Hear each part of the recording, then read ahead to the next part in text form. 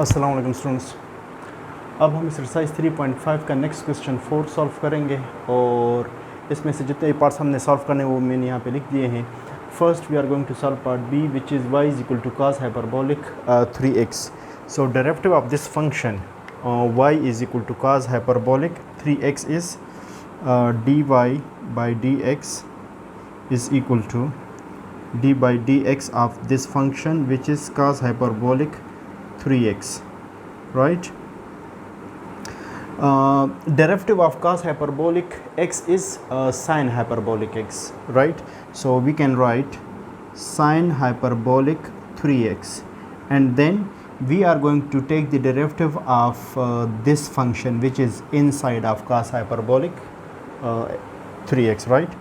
So d by dx of, it's like a chain rule. So first we apply the derivative of cos hyperbolic, and then we are going to apply the derivative of the function which is inside of this hyperbolic function, right? So it is equal to sin hyperbolic 3x, and derivative of 3x is 3.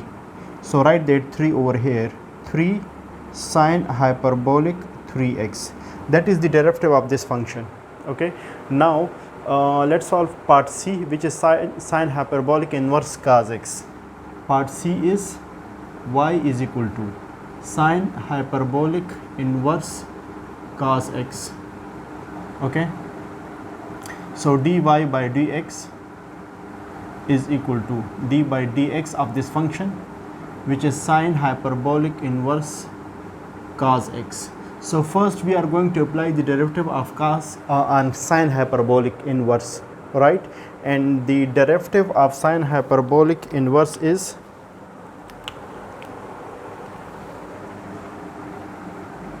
d by dx of sin hyperbolic inverse x is equal to 1 divided by 1 plus x square under the square root, right? So that is the formula of derivative of sin hyperbolic inverse x. Okay, so applying this formula on this derivative, we can get 1 divided by, look, instead of x we have cos x, right? So we can write 1 divided by, in place of x we have cos x, so cos square x under the square root. And now we are going to apply this derivative on cos x, and derivative of cos x is minus sin x, so minus sin x divided by 1 plus cos square x, right? So that is the derivative of this function.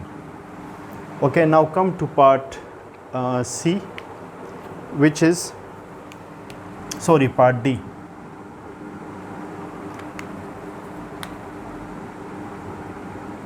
Part D is y is equal to tan hyperbolic inverse x divided by 2, and the derivative of tan hyperbolic inverse x is 1 divided by 1 minus x square, right?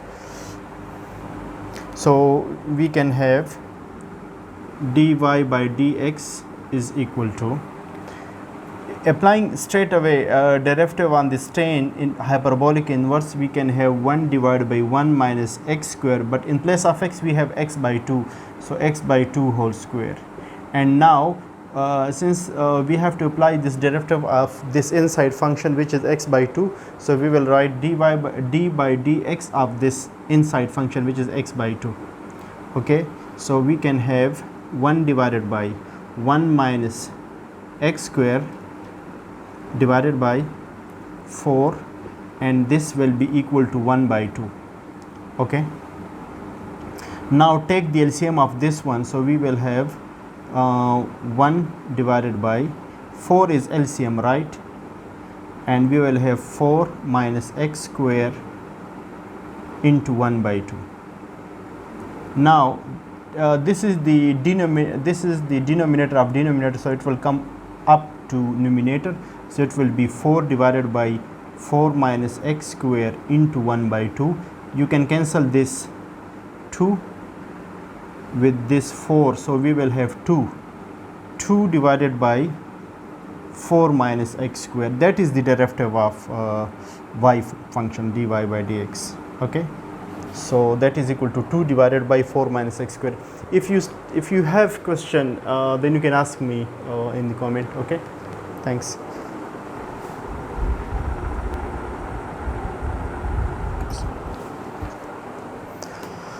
Okay, part E, which is y function is equal to log of cotangent hyperbolic x. So since there is no hyperbolic inverse, so we are going to use the formula of cotangent hyperbolic x, which is derivative of cotangent hyperbolic x is equal to minus cosecant hyperbolic square x, right?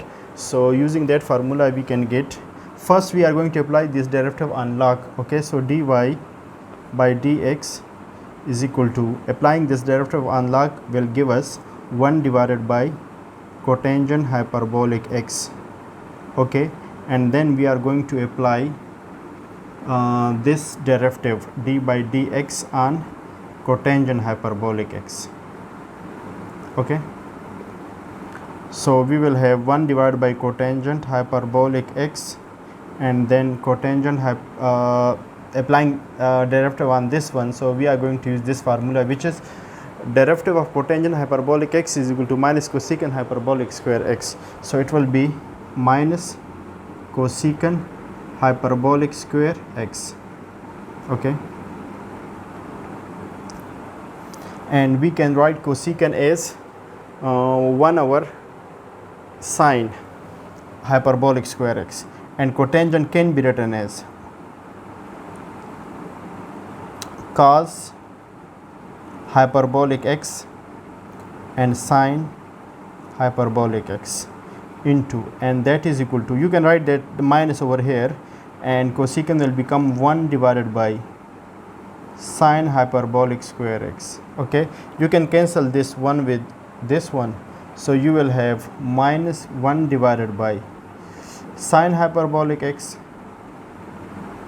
and cos hyperbolic x, right? So that is the result of the derivative of this function. Okay, if you still have question, then you can ask me.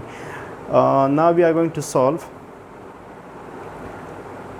part F, which is y is equal to x cos hyperbolic inverse x minus